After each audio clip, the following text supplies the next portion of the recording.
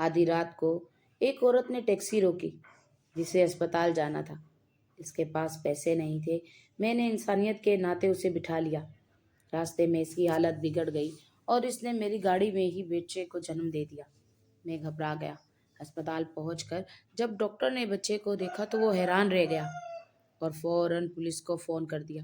میں سمجھا میں پھنس گیا، لیکن جب پولیس آئی تو انہوں نے مجھے ہتھکڑی لگانے کی بجائے سلیوٹ کیا اور بتایا کہ جس بچے کی پیدائش میری گاڑی میں ہوئی ہے وہ کوئی عام بچہ نہیں بلکہ جنوری کی وہ رات محض ایک رات ہی نہیں تھی، بلکہ قدرت کا کوئی ایسا امتحان تھا جو شاید میرے نصیب میں لکھ دیا گیا تھا۔ گھڑی کی سوئیاں رات کے 11 بجا رہی تھیں اور شہر پر ایک ایسا گہرا سناٹا طاری تھا جسے صرف آسمان سے گرنے والی موسلادھار بارش کا شور توڑ رہا تھا۔ سرد ہوا کے تھپیڑے شیشوں سے ٹکرا رہے تھے اور میری پرانی ٹیکسی کے وائپر ایک تھکے ہوئے مزدور کی طرح سست روی سے اسکرین صاف کرنے کی کوشش کر رہے تھے۔ چوں چوں کی یہ آواز میرے دماغ پر ہتھوڑے کی طرح لگ رہی تھی۔ میرا جسم دن بھر کی ڈرائیونگ سے چور تھا، کندھوں میں شدید درد تھا، آنکھیں نیند کے بوجھ سے بند ہوئے جا رہی تھی۔ ہیٹر خراب ہونے کی وجہ سے گاڑی کے اندر بھی یک بستہ سردی تھی جس نے میرے پیروں کو سن کر دیا تھا۔ میں بار بار اپنے ٹھنڈے ہاتھوں کو رگڑ کر گرم کرنے کی کوشش کرتا اور پھر اسٹیئرنگ وہیل کو مضبوطی سے تھام لیتا۔ میری جیب میں دن بھر کی کمائی کے نام پر صرف چند سو روپے تھے جو شاید گھر کے راشن کے لیے بھی ناکافی تھے۔ میں دل ہی دل میں خود سے باتیں کر رہا تھا کہ آج کی رات تو ضائع ہو گئی، اب گھر جا کر سو جانا چاہیے، اس طوفان میں کون گھر سے نکلے گا۔ سڑکیں بالکل ویران تھیں، اسٹریٹ لائٹس کی زرد روشنی بارش کے پانی میں گھل کر سڑک پر بہہ رہی تھی اور ہر طرف ایک پراسرار سا دھند چھپا ہوا تھا۔ مجھے اپنے گھر کی گرم رضائی یاد آ رہی تھی، مگر پیٹ کی بھوک اور ذمہ داریوں کا بوجھ مجھے گھر جانے سے روک رہا تھا۔ میری نگاہیں بے خیالی میں سڑک کے دائیں بائیں بھٹک رہی تھیں کہ شاید کوئی آخری سواری مل جائے، مگر اس ویرانے میں سواری ملنا تو دور کی بات، کسی آوارہ کتے کا بھی گزر نہیں ہو رہا تھا۔ میرا دل عجیب وسوسوں کا شکار ہو رہا تھا۔ کبھی لگتا کہ گاڑی کا ٹائر پنچر نہ ہو جائے، کبھی ڈر لگتا کہ اس سنسان جگہ پر کوئی ڈکیتی نہ ہو جائے، کیونکہ شہر کے حالات ایسے تھے کہ شریف آدمی رات کو گھر سے نکلتے ہوئے بھی 100 بار سوچتا تھا۔ ٹیکسی کے انجن کی گھرگھراہٹ اور باہر طوفان کا شور مل کر ایک عجیب وحشت ناک میوزک ترتیب دے رہا تھا۔ میں نے ایک گہری سانس لی اور فیصلہ کیا کہ بس اگلے چوک سے یو ٹرن لے کر گھر چلا جاؤں گا، کیونکہ اب ہمت جواب دے چکی تھی۔ میں نے گاڑی کی رفتار مزید دھیمی کر دی تاکہ پانی کے چھینٹے انجن میں نہ جائیں۔ اسی لمحے میرے ہیڈ لائٹس کی روشنی فٹ پاتھ کے کنارے کھڑے ایک ہیولے پر پڑی، جو ایک سایہ تھا جو لرز رہا تھا۔ بارش کی بوجھاڑ میں دھندلا سا نظر آنے والا وہ وجود کسی بھوت یا عذاب کا گمان دے رہا تھا۔ میرا پہلا رد عمل خوف کا تھا۔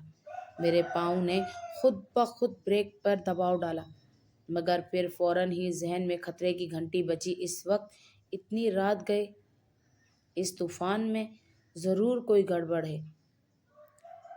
میرے اندر کے تجربہ کار ڈرائیور نے مجھے خبردار کیا، ہو سکتا ہے یہ کوئی چھلاوا ہو یا ڈکیتوں کا کوئی نئی طریقہ واردات کہ کسی کو مدد کے لیے کھڑا کر دو اور پھر لوٹ لو۔ میں نے سوچا کہ نظر انداز کر کے اسپیڈ بڑھا دوں اور بالکل سیدھا نکل جاؤں۔ میں نے ایکسیلیٹر پر پاؤں رکھا ہی تھا کہ میری نظر دوبارہ اس سائے پر پڑی۔ گاڑی قریب پہنچی تو وہ سایہ واضح ہو گیا۔ وہ ایک عورت تھی، بارش میں بری طرح شرابور، جس کے کپڑے جگہ جگہ سے پھٹے ہوئے تھے۔ اور وہ اپنے پیٹ کو دونوں ہاتھوں سے تھامے درد کی شدت سے دوری ہو رہی تھی۔ اس کے بال بکھرے ہوئے تھے اور وہ بارش کے پانی میں نہائی ہوئی تھی۔ اس نے جیسے ہی میری ٹیکسی کو دیکھا، اس نے دیوانہ وار ہاتھ ہلایا۔ وہ ہاتھ ہلانا نہیں تھا، بلکہ وہ ڈوبتے ہوئے انسان کی مدد کے لیے پکار تھی۔ میرا ضمیر اور میرا خوف آپس میں ٹکرائے۔ ایک طرف میری حفاظت تھی اور دوسری طرف انسانیت۔ میں نے گاڑی اس کے قریب، بالکل قریب جا کر روک دی، مگر شیشہ نہیں کھولا۔ میں اندر سے اسے دیکھ رہا تھا۔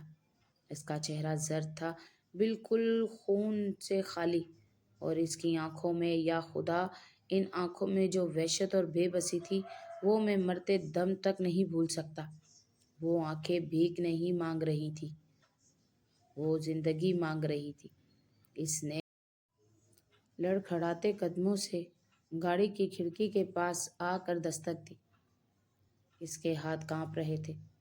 میں نے ہچکچاتے ہوئے شیشہ آدھا نیچے کیا تو سرد ہوا کا ایک بگولا بارش کے چھینٹوں کے ساتھ میرے چہرے پر لگا، اور ساتھ ہی اس کی لرزتی ہوئی آواز میرے کانوں میں پڑی، بھائی، خدا کے لیے مجھے ہسپتال لے چلو، میری مدد کرو، میرا بچہ مر جائے گا۔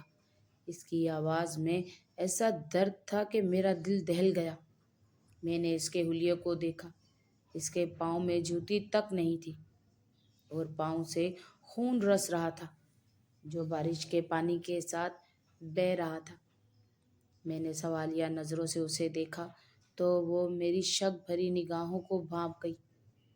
اس نے روتے ہوئے اپنے گیلے اور ٹھٹھرتے ہوئے ہاتھ جوڑ دیے اور کہا، میرے پاس تمہیں دینے کے لیے 1 روپیہ نہیں ہے، میرے پاس کچھ بھی نہیں ہے، لیکن خدا کا واسطہ ہے مجھے یہاں مت چھوڑنا، ورنہ میں اور میرا بچہ دونوں مر جائیں گے۔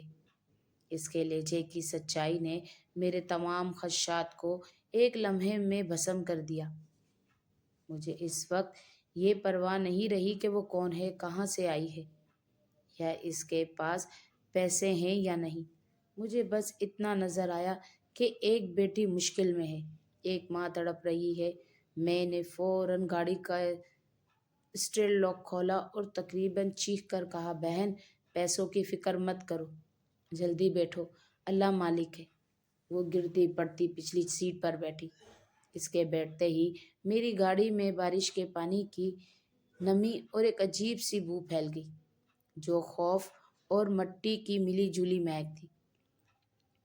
اس نے دروازہ بند کیا تو اس کے منہ سے ایک دردناک کرا نکلی۔ آہ! میں نے جلدی سے گاڑی گیئر میں ڈالی اور کلچ چھوڑا۔ گاڑی سنسان سڑک پر دوڑنے لگی۔ میں بار بار پیچھے شیشے سے اسے دیکھ رہا تھا۔ وہ سیٹ پر سکڑی ہوئی بیٹھی تھی۔ اس نے اپنے دونوں بازو اپنے پیٹ کے گرد ایسے لپیٹے ہوئے تھے جیسے وہ کسی قیمتی خزانے کی حفاظت کر رہی ہو۔ اس کا پورا جسم سردی سے کانپ رہا تھا۔ اس کے دانت بجنے کی آواز مجھے ڈرائیونگ سیٹ تک آ رہی تھی۔ میں نے گاڑی کا ہیٹر چلانے کی کوشش کی، مگر وہ خراب تھا۔ میں نے اپنی پرانی جیکٹ جو ساتھ والی سیٹ پر پڑی تھی اٹھا کر پیچھے پھینکی اور کہا، بہن، یہ اوپر اوڑھ لو، سردی بہت ہے، ہیٹر کام نہیں کر رہا۔ اس نے کانپتے ہاتھوں سے جیکٹ اٹھائی اور خود پر لپیٹ لی۔ اس کی آنکھیں بار بار گاڑی کی پچھلی کھڑکی کی طرف اٹھتی اور وہ پیچھے مڑ مڑ کر دیکھتی جیسے کوئی اس کا پیچھا کر رہا ہو۔ اس کی یہ حرکت مجھے دوبارہ مشکوک کرنے لگی۔ یہ بار بار پیچھے کیوں دیکھ رہی ہے؟ میں نے سوچا، کیا یہ گھر سے بھاگی ہوئی ہے؟ کیا اس نے کوئی جرم کیا ہے، یا کوئی دشمن اس کے پیچھے لگا ہوا ہے؟ میرے اندر کا خوف دوبارہ سر اٹھانے لگا۔ میں نے ہمت کر کے پوچھا، بہن، خیریت تو ہے؟ اس طوفان میں اکیلی، اور تمہاری یہ حالت، ہوا کیا ہے؟ میری بات سن کر وہ چونکی اور اس کی آنکھوں میں خوف کا سایہ مزید گہرا ہو گیا۔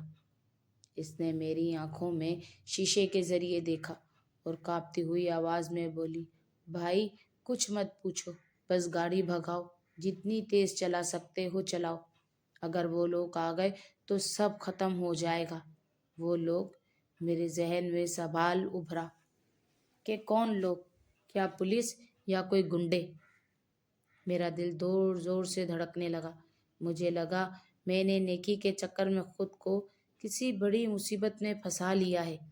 اگر پولیس نے روک لیا تو میں کیا جواب دوں گا؟ میری گاڑی میں ایک ایسی عورت بیٹھی ہے جس کے کپڑے پھٹے ہیں، جو زخمی ہے اور جس کے پاس کوئی شناخت نہیں۔ میں تو سیدھا جیل جاؤں گا۔ میں نے شیشے میں دیکھا، اس کے چہرے پر پسینے اور بارش کے قطرے مکس ہو رہے تھے۔ وہ درد سے بار بار ہونٹ کاٹ رہی تھی تاکہ چیخ نہ نکلے۔ ہسپتال کتنا دور ہے؟ اس نے بامشکل پوچھا۔ بس 15-20 منٹ کا راستہ ہے بہن، بارش کی وجہ سے سڑکیں خراب ہیں۔ میں نے اسے تسلی دی، حالانکہ مجھے خود یقین نہیں تھا کہ ہم خیریت سے پہنچ پائیں گے یا نہیں۔ گاڑی کے وائپر اب بھی چوں چوں کر رہے تھے، مگر اب یہ آواز مجھے کسی خطرے کی گھنٹی لگ رہی تھی۔ ماحول میں تناؤ اتنا بڑھ گیا تھا کہ گاڑی کے اندر کی خاموشی باہر کے طوفان سے زیادہ خوفناک محسوس ہو رہی تھی۔ میں نے محسوس کیا کہ وہ زیر لب کچھ پڑھ رہی ہے، شاید دعائیں مانگ رہی ہے۔ کبھی کبھی وہ اپنے پیٹ پر ہاتھ پھیرتی اور سرگوشی کرتی، ہمت مت ہارنا میرے بچے، بس تھوڑی دیر اور۔ یہ منظر اتنا جذباتی تھا کہ میرے شک پگھلنے لگتا، مگر پھر اس کا مڑ کر پیچھے دیکھنا مجھے دوبارہ خوف میں مبتلا کر دیتا۔ راستہ کٹ ہی نہیں رہا تھا۔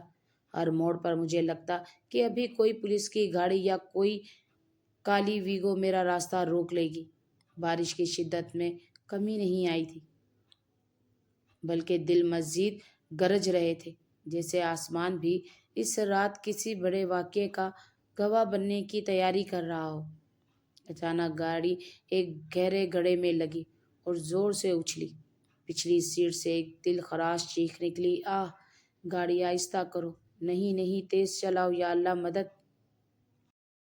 وہ درد اور خوف کی ایک عجیب کیفیت میں تھی۔ میں نے گھبرا کر پوچھا، بہن زیادہ تکلیف ہو رہی ہے؟ اس نے کوئی جواب نہیں دیا۔ اس کا سانس پھول رہا تھا اور وہ ہانپ رہی تھی۔ میں سمجھ گیا کہ معاملہ صرف پیٹ کے درد کا نہیں ہے، بلکہ شاید ڈلیوری کا وقت قریب آ گیا ہے۔ میرے ماتھے پر پسینہ آ گیا، حالانکہ سردی شدید تھی۔ میں ایک مرد تھا، میں نے آج تک ایسی صورتحال کا سامنا نہیں کیا تھا۔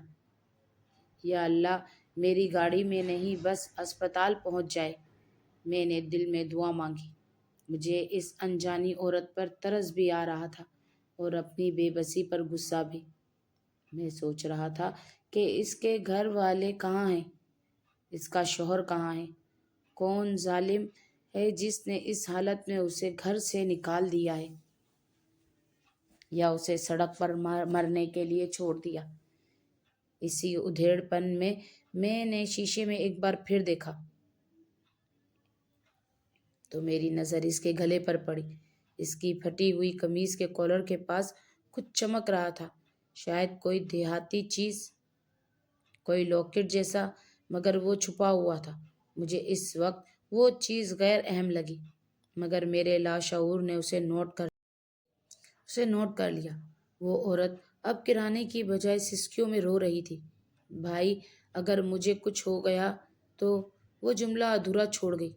کچھ نہیں ہوگا بہن، ہم بس پہنچنے والے ہیں، تم ہمت رکھو۔ میں نے اسے حوصلہ دیا، مگر میری اپنی آواز کانپ رہی تھی۔ گاڑی کی ہیڈ لائٹس اندھیرے کو چیر رہی تھی، مگر میرے دماغ میں اندھیرا چھایا ہوا تھا۔ مجھے لگ رہا تھا کہ یہ سفر شاید میری زندگی کا سب سے لمبا اور بھاری سفر ہے۔ مجھے کیا معلوم تھا کہ میری گاڑی میں صرف ایک مجبور عورت نہیں بیٹھی تھی، بلکہ ایک پوری داستان، ایک پورا راز اور ایک ایسی امانت بیٹھی تھی جس کا بوجھ شاید میری پرانی ٹیکسی اٹھانے کے قابل بھی نہیں تھا۔ میری پوری توجہ صرف سامنے سڑک پر مرکوز تھی کہ اچانک پچھلی سیٹ سے ایک دل خراش چیخ ابھری، جس نے میرے اعصاب کو منجمد کر کے رکھ دیا۔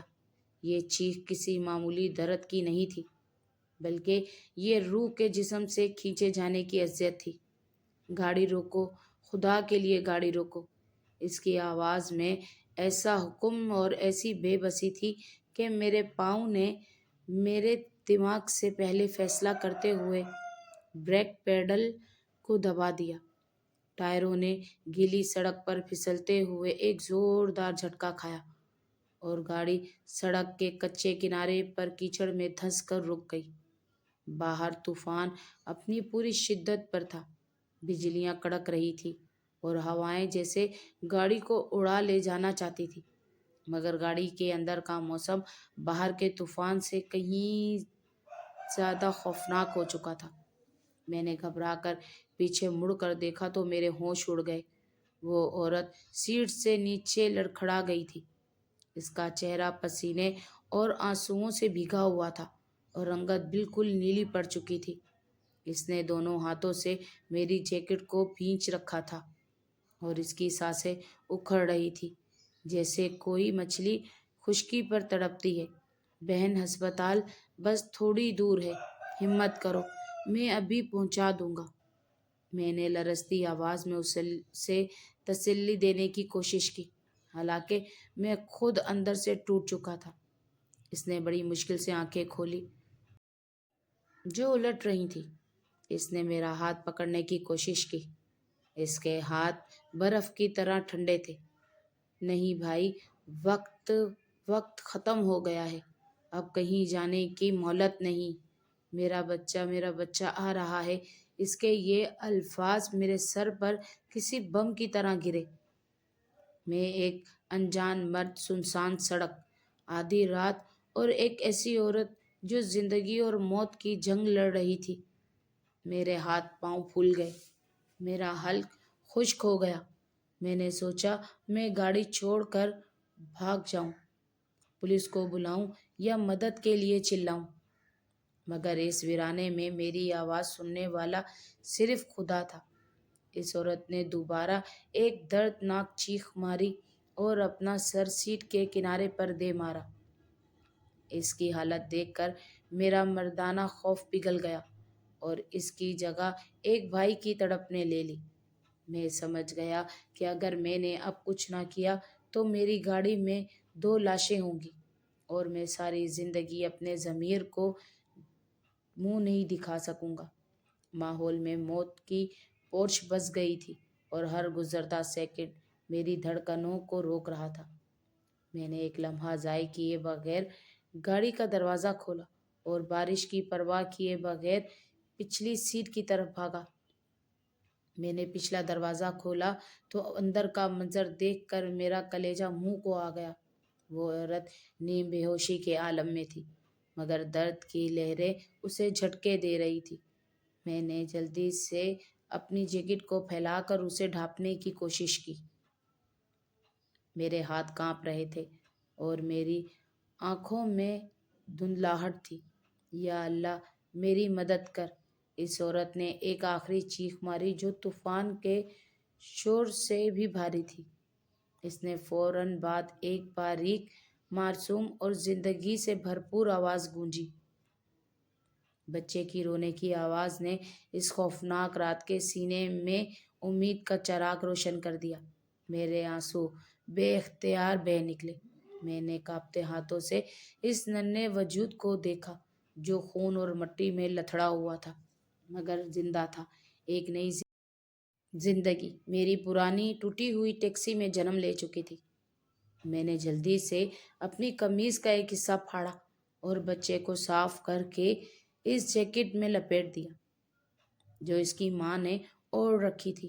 باہر بارش اب بھی برس رہی تھی، مگر مجھے لگا کہ کائنات میں سکون ہو گیا ہے، کیونکہ زندگی جیت گئی تھی اور موت کو شکست ہو گئی تھی۔ بچے کی پیدائش کے فوراً بعد گاڑی میں ایک عجیب سا سکون اور سناٹا چھا گیا۔ صرف بچے کی دھیمی دھیمی سسکیاں اور چھت پر پڑنے والی بارش کی ٹپ ٹپ سنائی دے رہی تھی۔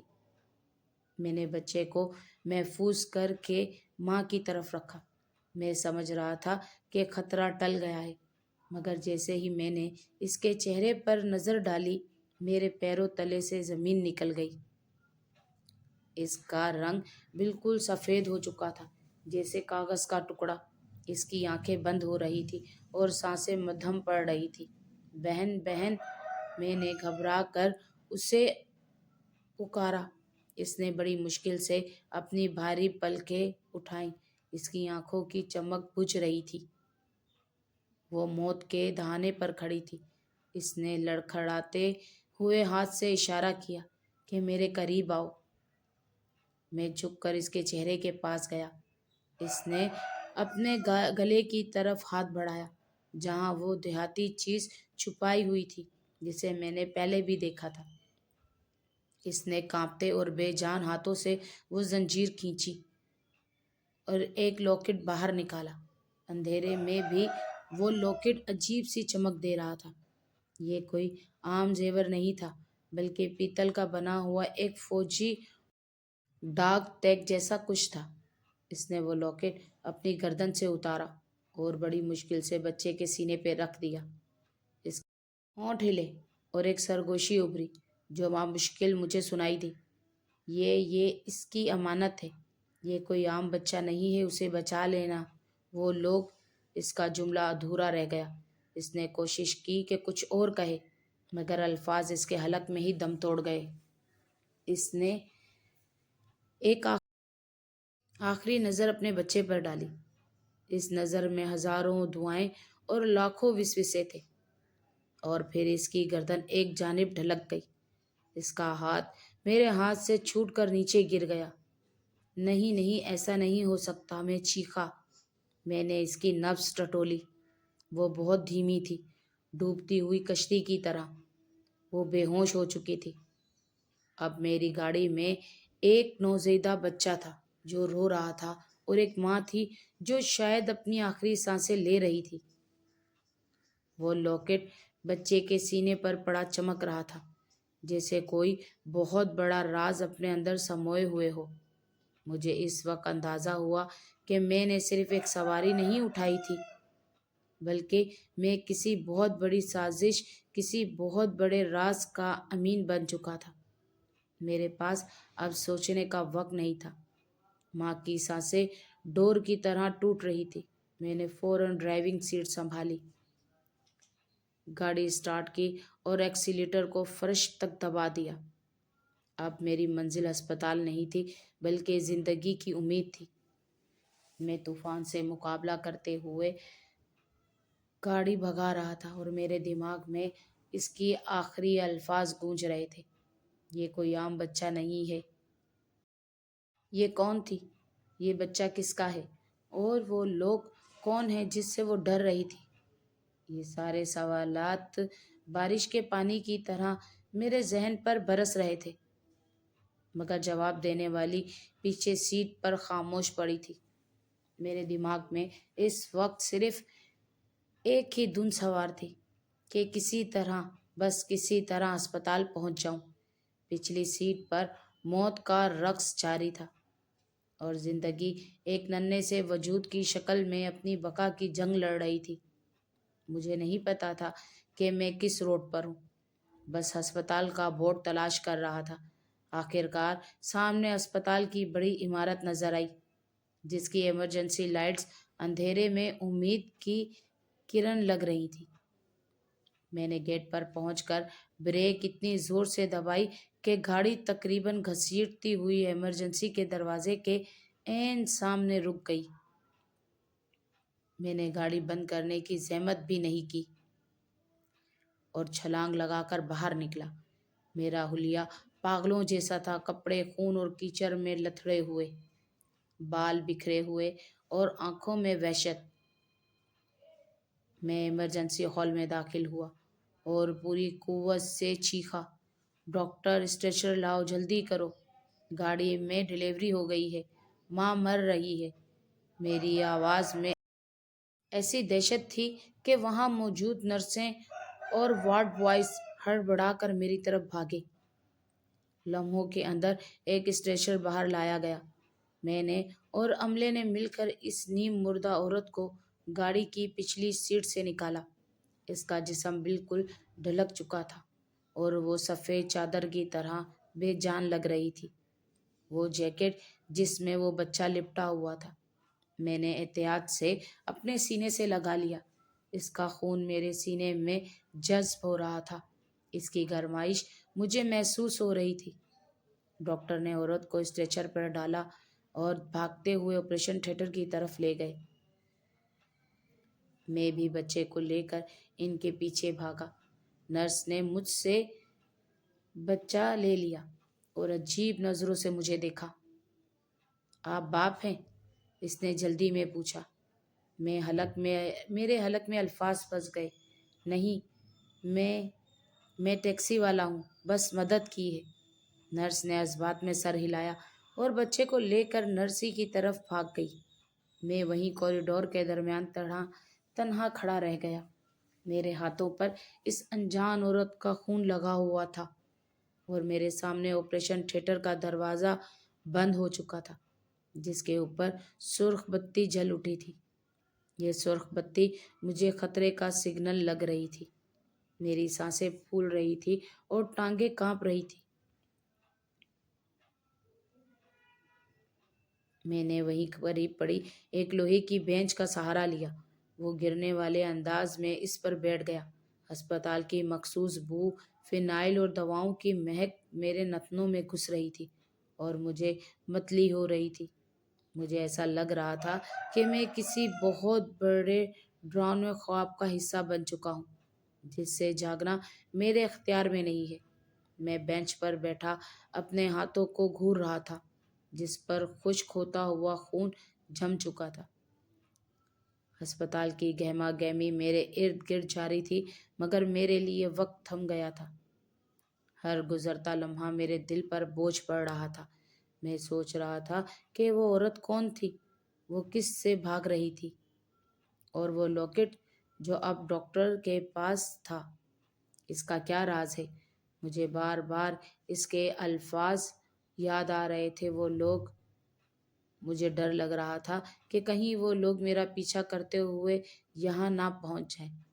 ابھی میں انہی وسوسوں میں گم تھا کہ آپریشن تھیٹر کا دروازہ کھلا اور وہ سینئر ڈاکٹر باہر نکلا جس نے بچے کو اپنے تحویل میں لیا تھا۔ اس نے منہ پر ماسک لٹکایا ہوا تھا اور اس کے ماتھے پر پسینے کے قطرے تھے۔ میں امید بھری نظروں سے اٹھ کھڑا ہوا کہ شاید وہ کوئی اچھی خبر سنائے گا، مگر اس کے چہرے پر جو تاثرات تھے وہ دکھ کے نہیں بلکہ شدید حیرت اور خوف کے تھے۔ وہ سیدھا میری طرف نہیں آیا بلکہ اس نے اپنی جیب سے ایک چیز نکالی۔ میں نے غور سے دیکھا تو وہ وہی دیہاتی لاکٹ تھا جو اس عورت نے مرتے وقت بچے کے گلے میں ڈالا تھا۔ ڈاکٹر اس لاکٹ کو یوں دیکھ رہا تھا جیسے اس نے کوئی بم دیکھ لیا ہو۔ اس نے فوراً اپنی جیب سے موبائل نکالا اور کسی کو کال ملائی۔ میں دیوار کی اوٹ سے اس کی آواز سننے کی کوشش کرنے لگا۔ اس کی آواز دھیمی مگر لرزتی ہوئی تھی۔ ہیلو انسپکٹر، یہ ایمرجنسی ہے، آپ فوراً سٹی ہسپتال پہنچے۔ جی ہاں، معاملہ بہت حساس ہے، کوڈ ریڈ سمجھیں۔ اس نے ایک لمحے کے لیے رک کر میری طرف دیکھا۔ اس کی نظر میں شک اور خوف تھا۔ اس نے فون پر مزید کہا، جی ہاں، ایک ٹیکسی ڈرائیور لے کر آیا ہے، وہ یہی ہے، لاکٹ اس کے پاس تھا، اس پر وہ نشان بنا ہوا ہے جو… میں نے جیسے ہی یہ سنا میرے پیروں تلے سے زمین نکل گئی۔ کوڈ ریڈ، حساس معاملہ، ٹیکسی ڈرائیور، میرا دماغ چکرا گیا۔ میں سمجھ گیا کہ میں نے نیکی کے چکر میں اپنی گردن پھنسا لی ہے۔ ڈاکٹر کی نظریں مجھے بتا رہی تھی کہ وہ مجھے مسیحا نہیں بلکہ مجرم سمجھ رہا ہے۔ مجھے لگا کہ شاید وہ عورت کوئی دہشت گرد تھی یا کسی بڑے گینگ کی ممبر، اور وہ لاکٹ کوئی چوری کا مال یا کسی خفیہ مشن کا حصہ تھا۔ اب پولیس آئے گی اور مجھ پر قتل، اغوا یا دہشت گردی کا پرچہ کاٹ دے گی۔ میں نے سوچا کہ چپکے سے کھسک جاؤں، ابھی موقع ہے، بھاگ جاؤں، مگر میری ٹانگوں نے ساتھ دینے سے انکار کر دیا۔ اور پھر اگر میں بھاگ جاتا تو یہ ثابت ہو جاتا کہ میں مجرم ہوں۔ میں وہیں بت بنا کھڑا رہا۔ ڈاکٹر نے نرس کو اشارہ کیا اور اسپتال کے 2 سیکورٹی گارڈ میرے قریب آ کر کھڑے ہو گئے۔ اب میں باقاعدہ ان کی حراست میں تھا، بغیر ہتھ کڑی کے۔ خوف میرے رگ و پے میں سرایت کر گیا تھا۔ میں نے اپنے بچوں کا سوچا، اپنی بوڑھی ماں کا سوچا، یا اللہ یہ کس امتحان میں ڈال دیا۔ میری آنکھوں سے بے اختیار آنسو نکلے۔ اسپتال کی سفید دیواریں اب مجھے جیل کی سلاخیں لگ رہی تھی۔ وہاں 15 منٹ گزرے ہوں گے کہ اسپتال کے باہر سے ایسی آوازیں آنے لگی جیسے کوئی جنگ چھڑ گئی ہو۔ ایک یا دو نہیں بلکہ درجنوں سائرن کی آوازیں فضا میں گونجنے لگی۔ ایمرجنسی کے دروازے سے نیلی اور لال بتیاں اندر جھلکنے لگی۔ میں نے کھڑکی سے باہر جھانکا تو میرا خون خشک ہو گیا۔ باہر صرف پولیس کی موبائلیں نہیں تھیں بلکہ کالی پردی والے ایلیٹ فورس کے کمانڈوز، رینجرز کی گاڑیاں اور سول کپڑوں میں ملبوس خفیہ ایجنسیوں کے لوگ موجود تھے۔ انہوں نے اسپتال کی پوری عمارت کو گھیرے میں لے لیا تھا۔ عام لوگوں کو اندر آنے سے روک دیا گیا۔ ایسا لگ رہا تھا جیسے اسپتال کے اندر کوئی بہت بڑا ہائی ویلیو ٹارگٹ موجود ہو۔ یا خدا، اتنا بڑا لشکر صرف ایک ٹیکسی والے کے لیے؟ میں نے کانپتے ہوئے سوچا۔ میرا دل زور زور سے دھڑک رہا تھا۔ مجھے یقین ہو گیا کہ وہ عورت کوئی بہت ہی خطرناک مجرم تھی، یا شاید میں نے انجانے میں پاک ملک دشمن عناصر کی مدد کر دی ہے۔ دروازہ دھڑم سے کھلا اور کمانڈوز کا ایک دستہ رائفلیں تانے اندر داخل ہوا۔ ان کے چہروں پر نقاب تھا اور آنکھوں میں غضب۔ مریض اور تیماردار خوف زدہ ہو گئے، دیواروں سے لگ گئے۔ ڈاکٹرز اور نرسیں بھی سہم گئی۔ وہ سینئر ڈاکٹر جس نے فون کیا تھا آگے بڑھا اور اس نے ایک بھاری بھرکم آفیسر کی طرف اشارہ کیا جو سب سے آگے تھا۔ آفیسر نے ڈاکٹر کے ہاتھ سے وہ لاکٹ لیا، اسے ایک نظر دیکھا اور پھر ڈاکٹر نے میری طرف انگلی اٹھا دی۔ وہ لمحہ مجھے پر قیامت بن کر ٹوٹا۔ سارے کمانڈوز، وہ سارا اسلحہ اور وہ خوفناک آفیسر، سب کا رخ میری طرف ہو گیا۔ مجھے لگا اب وہ گولی مار دیں گے۔ افسر نے اپنے ساتھیوں کو اشارہ کیا اور وہ میرے گرد گھیرا تنگ کرتے ہوئے قریب آ گئے۔ میں نے ہاتھ اوپر اٹھا لیے، میری زبان تالو سے چپک گئی تھی۔ سر، میں بے گناہ ہوں سر، میرا یقین کریں۔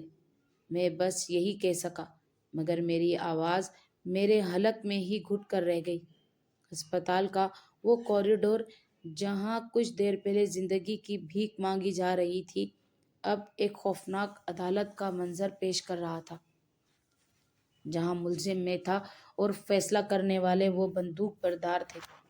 مجھے ایسا محسوس ہوا جیسے میں دنیا کا سب سے تنہا انسان ہوں، جس کی فریاد سننے والا کوئی نہیں۔ باہر بارش تھم چکی تھی، مگر میری زندگی میں طوفان آ چکا تھا۔ پولیس کے اس بھاری آفیسر نے، جس کی وردی پر ستارے چمک رہے تھے اور جس کا چہرہ کسی پتھر کی طرح سخت تھا، مجھے گریبان سے پکڑ کر دیوار کے ساتھ لگا دیا۔ اس کی گرفت اتنی سخت تھی کہ میرا سانس رکنے لگا۔ اس نے اپنی خونخوار آنکھیں میری آنکھوں میں گاڑ دی اور گرجدار آواز میں پوچھا، کون ہو تم؟ سچ سچ بتاؤ، ورنہ وہ حشر کروں گا کہ اپنی پیدائش بھول جاؤ گے۔ تمہارا تعلق کس گروپ سے ہے؟ اس عورت کو کہاں سے اٹھایا تھا؟ اس کے لہجے میں اتنا رعب تھا کہ میں کانپنے لگا۔ میں نے روتے ہوئے ہاتھ جوڑے، سر میں ٹیکسی ڈرائیور ہوں، میں قسم کھاتا ہوں میں کچھ نہیں جانتا، میں تو رات کو گھر جا رہا تھا۔ اس عورت نے لفٹ مانگی۔ اس کی حالت خراب تھی، میں نے انسانیت کے ناطے مدد کی تھی۔ آفیسر نے مجھے جھٹکا دیا اور کہا، انسانیت؟ بکواس بند کرو۔ اس رات کے پہر، اس طوفان میں تمہیں انسانیت یاد آئی؟ اور وہ لاکٹ، وہ اس کے پاس کہاں سے آیا؟ وہ تمہیں کیا دے کر گئی؟ اس کا ہر سوال ایک تیر کی طرح میرے سینے میں پیوست ہو رہا تھا۔ سر، مجھے لاکٹ کا نہیں پتہ، اس نے مرتے وقت بچے کے گلے میں ڈالا تھا۔ میں نے تو اسے دیکھا بھی نہیں تھا ٹھیک سے، میں نے گڑ گڑایا۔ سر، وہ ڈر رہی تھی، وہ کہہ رہی تھی کہ وہ لوگ مار دیں گے۔ مجھے نہیں پتا وہ لوگ کون تھے۔ میری بات سن کر آفیسر کی آنکھوں میں ایک عجیب سی چمک آئی۔ اس نے اپنی جیب سے وہ لاکٹ نکالا اور میری آنکھوں کے سامنے لہرایا۔ تمہیں اندازہ بھی ہے یہ کیا ہے؟ یہ دھات کا ٹکڑا کس کی ملکیت ہے؟ میں نے نفی میں سر ہلایا۔ میں واقعی نہیں جانتا تھا۔ آفیسر نے میرے چہرے کو غور سے پڑھنے کی کوشش کی، جسے وہ جانچ رہے ہوں کہ میں جھوٹ بول رہا ہوں یا سچ۔ میرے آنسو مسلسل بہہ رہے تھے۔ میری شلوار قمیض خون اور کیچڑ سے بھری ہوئی تھی، جو مجھے مزید مشکوک بنا رہی تھی۔ وہاں موجود ہر شخص، نرسیں، ڈاکٹرز، گارڈز، سب مجھے نفرت اور حقارت سے دیکھ رہے تھے، جیسے میں کوئی ملک دشمن ہوں۔ میں اپنے اللہ کو پکار رہا تھا کہ یا اللہ، تو جانتا ہے میری نیت صاف تھی۔ میں نے تو ایک ماں کو بچانے کی کوشش کی تھی۔ یہ صلہ ملا مجھے۔ آفیسر نے اپنے وائرلیس سیٹ پر کسی کو پیغام دیا۔ ٹیکسٹ کلیئر نہیں ہے، مشتبہ شخص حراست میں ہے، تفتیش جاری ہے، بچے کی حفاظت بڑھا دی جائے۔ بچے کا ذکر سن کر میرے کان کھڑے ہو گئے۔ بچہ؟ سر، وہ بچہ ٹھیک ہے نا؟ میں نے بے اختیار پوچھا۔ آفیسر نے مجھے گھور کر دیکھا اور طنزیہ ہنسا۔ تم اپنی فکر کرو، بچے کا وارث تو اب ریاست ہے۔ تمہارا وارث کون ہے یہ سوچو۔ یہ جملہ میری امیدوں کے تابوت میں آخری کیل ثابت ہوا۔ مجھے لگا اب میں کبھی اپنے گھر واپس نہیں جا سکوں گا، کبھی اپنی ٹیکسی نہیں چلا سکوں گا۔ میں نے مایوسی سے سر جھکایا اور اپنی قسمت کے فیصلے کا انتظار کرنے لگا، جو ان طاقتور لوگوں کے ہاتھوں میں تھا۔ ماحول میں ایک دم گھوٹ دینے والی سکوت تھی۔ سب کی نظریں آفیسر کے اگلے حکم کی منتظر تھی۔ کیا مجھے جیل بھیجا جائے گا یا یہیں گولی مار دی جائے گی؟ سسپینس اپنی انتہا پر تھا اور میں دھڑکتے دل کے ساتھ اپنی بربادی کا تماشا دیکھ رہا تھا۔ تھانے کا وہ کمرہ میرے لیے کسی قبرستان سے کم نہیں تھا، جہاں میری عزت نفس اور امید دونوں دم توڑ رہی تھی۔ اس سخت گیر آفیسر کا رویہ ہر گزرتے لمحے کے ساتھ جارحانہ ہوتا جا رہا تھا، اور میں دیوار کے ساتھ لگا اپنی بے گناہی کی دہائی دے رہا تھا، مگر میری آواز کارخانے میں طوطے کی آواز کی طرح گم تھی۔ اچانک اسپتال کے کوریڈور میں بھاری بوٹوں کی ایک نئی اور منظم آواز گونجی، جس میں ایک عجیب سا رعب تھا۔ وہاں موجود تمام کمانڈوز اور پولیس والے، جو اب تک شیر بنے کھڑے تھے، یکدم ہوشیار ہو کر سائڈ پر ہٹ گئے اور ایک قطار میں کھڑے ہو گئے۔ دروازے سے ایک انتہائی سینئر آفیسر، جس کے کندھوں پر لگے بیجز اور سینے پر سجے تمغے اس کے اعلیٰ ترین رتبے کی گواہی دے رہے تھے، اندر داخل ہوا۔ اس کی شخصیت میں ایسا وقار اور جلال تھا کہ کمرے میں موجود ہر شخص کا سانس رک گیا۔ اس کے آتے ہی وہ تفتیشی آفیسر جو مجھے ڈرا رہا تھا فوراً سیدھا کھڑا ہو گیا اور سلیوٹ مارا۔ سینئر آفیسر نے کسی کی طرف دیکھے بغیر سیدھا ڈاکٹر کی طرف ہاتھ بڑھایا۔ ڈاکٹر نے لرزتے ہاتھوں سے وہ خون آلودہ لاکٹ اس آفیسر کی ہتھیلی پہ رکھ دیا۔ آفیسر نے جیب سے رومال نکال کر اس لاکٹ کو صاف کیا اور اپنی اینک درست کرتے ہوئے اسے روشنی میں دیکھا۔ کمرے میں اتنا سناٹا تھا کہ سوئی گرنے کی آواز بھی سنائی دیتی۔ میں دل ہی دل میں کلمہ پڑھ رہا تھا کہ اب میرے ڈیتھ وارنٹ پر دستخط ہونے والے ہیں۔ آفیسر کی نظریں لاکٹ پر جمی ہوئی تھی۔ اچانک اس کے چہرے کا رنگ بدل گیا۔ اس کی سخت اور پروقار آنکھوں میں ایک عجیب سی نمی اور حیرت تیرنے لگی۔ اس نے بے یقینی سے سر اٹھایا اور دھیمی مگر بھاری آواز میں پوچھا، یہ لاکٹ یہ کس کے پاس تھا؟ ڈاکٹر نے لرزتی ہوئی انگلی سے میری طرف اشارہ کر دیا۔ میں خوف سے آنکھیں بند کر لی اور اپنے ہاتھوں کو آگے کر دیا کہ لو بھائی، لگا لو ہتھ کڑی اور لے جاؤ مجھے پھانسی گھاٹ۔ مگر اگلے ہی لمحے کچھ ایسا ہوا جس نے میرے سمت وہاں موجود ہر شخص کو پتھر کا بنا دیا۔ وہ سینئر آفیسر میرے قریب آیا۔ اس نے میرے ہاتھ نہیں جھٹکا، مجھے گریبان سے نہیں پکڑا، بلکہ اس نے اپنے دونوں پاؤں زور سے جوڑے جس سے ٹھک کی آواز گونجی، اور پھر اس نے اپنے دایاں ہاتھ فضا میں لہراتے ہوئے اپنی پیشانی پر رکھا اور مجھے ایک معمولی ٹیکسی ڈرائیور کو سلیوٹ کیا۔ میں ہکا بکا رہ گیا، میری آنکھیں پھٹی کی پھٹی رہ گئیں۔ وہ تفتیشی آفیسر اور کمانڈوز بھی حیرت سے منہ کھلے دیکھ رہے تھے کہ ان کا باس ایک ملازم کو سلیوٹ کیوں کر رہا ہے۔ سینئر آفیسر نے اپنا ہاتھ نیچے کیا اور آگے بڑھ کر مجھے گلے لگا لیا۔ اس کی آنکھوں میں آنسو تھے اور لہجے میں عقیدت۔ جوان، تم نے آج وہ کام کیا ہے جس کا قرض یہ پوری قوم نہیں اتار سکتی۔ تمہیں نہیں معلوم کہ تم نے آج کیسے بچایا میں جو اب تک خوف کے بت میں قید تھا۔ اس اچانک تبدیلی کو سمجھنے سے قاصر تھا۔ میرا جسم اب بھی کانپ رہا تھا، مگر اب یہ کپکپاہٹ خوف کی نہیں بلکہ اس غیر متوقع عزت کی تھی۔ سینئر آفیسر نے میری پیٹھ تھپ تھپائی اور میری طرف دیکھ کے کہا، گھبراؤ نہیں بیٹے، تم ملازم نہیں ہو، تم تو محسن ہو۔ اس نے وہ لاکٹ سب کو دکھایا اور اس کی آواز بھر گئی، یہ لاکٹ اس ملک کے سب سے بہادر اور نڈر سپوت میجر اذلان شہید کا ہے۔ وہ لیجنڈ کمانڈو جو 2 سال پہلے دشمن کے علاقے میں ایک انتہائی خفیہ مشن کے ساتھ جام شہادت نوش کر گئے تھے۔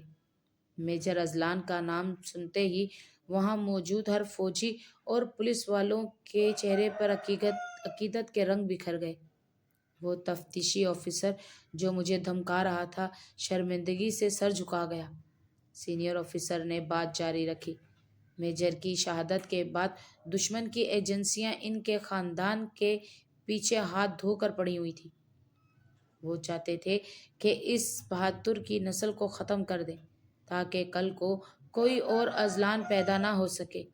یہ خاتون میجر کی بیوہ پچھلے 6 ماہ سے اپنی شناخت چھپا کر در در کی ٹھوکریں کھا کر اس امانت کی حفاظت کر رہی تھی جو ان کے پیٹ میں تھی۔ آج دشمن ان کے بہت قریب پہنچ چکا تھا۔ اگر تم آج نہ رکتے، اگر تم نے اسے عام سواری سمجھ کر چھوڑ دیا ہوتا تو آج ہم اپنے ہیرو کی آخری نشانی اس کے بیٹے کو کھو دیتے۔ آفیسر نے ایک لمحے کے لیے توقف کیا اور پھر کہا، جس بچے کی پیدائش تمہاری گاڑی میں ہوئی ہے وہ کوئی عام بچہ نہیں، وہ قوم کا بیٹا ہے، وہ اس شہید کا خون ہے جس نے ہماری حفاظت کے لیے اپنی جان دی۔ تم نے آج صرف ایک ماں اور بچے کو نہیں بچایا، تم نے اس ملک کی غیرت اور اس کے مستقبل کو بچایا ہے۔ یہ سنتے ہی میرے آنسو جو تھم گئے تھے دوبارہ بہہ نکلے، لیکن اب یہ آنسو دکھ کے نہیں فخر کے تھے۔ میں نے اپنے ہاتھوں کی طرف دیکھا جس پر اس شہید کی بیوی کا خون لگا ہوا تھا۔ وہ خون اب مجھے گندگی نہیں بلکہ تمغہ لگ رہا تھا۔ مجھے اپنی ٹوٹی ہوئی پرانی ٹیکسی کسی شاہی سواری سے کم نہیں لگ رہی تھی جو ایک عظیم مقصد کے لیے استعمال ہوئی تھی۔ آفیسر نے مجھے بتایا کہ حکومت میری بہادری کا اعتراف کرے گی اور اس بچے کی کفالت اب ریاست کی ذمہ داری ہے۔ میں ہسپتال سے باہر نکلا تو بارش تھم چکی تھی اور آسمان صاف ہو چکا تھا۔ ٹھنڈی ہوا میرے چہرے کو چھو رہی تھی۔ میں نے آسمان کی طرف دیکھا اور اللہ کا شکر ادا کیا۔ مجھے سمجھ آ گئی تھی کہ اللہ اپنے خاص بندوں کی حفاظت کے لیے ہم جیسے عام اور گناہ گار لوگوں کو چن لیتا ہے۔ نیکی کبھی رائے گا نہیں جاتی اور بعض اوقات ایک معمولی سا فیصلہ، ایک پل کی انسانیت آپ کو تاریخ کے ان اوراق میں لکھوا دیتی ہے جہاں بڑے بڑے بادشاہوں کا نام بھی نہیں آتا۔ میں خالی ہاتھ گھر جا رہا تھا، مگر میرا دامن دعاؤں اور سکون سے بھرا ہوا تھا۔ یہ میری زندگی کی سب سے لمبی رات تھی، مگر یہ سب سے روشن صبح کا پیغام بھی لائی تھی۔ ناظرین، آپ کو آج کی کہانی کیسی لگی؟ کمنٹس باکس میں اپنی رائے کا اظہار ضرور کریں۔ مزید اس طرح کی اور اچھی کہانیاں سننے کے لیے میرے چینل کو لائک، کمنٹس اور سبسکرائب بھی کر دیجیے گا۔ اللہ حافظ۔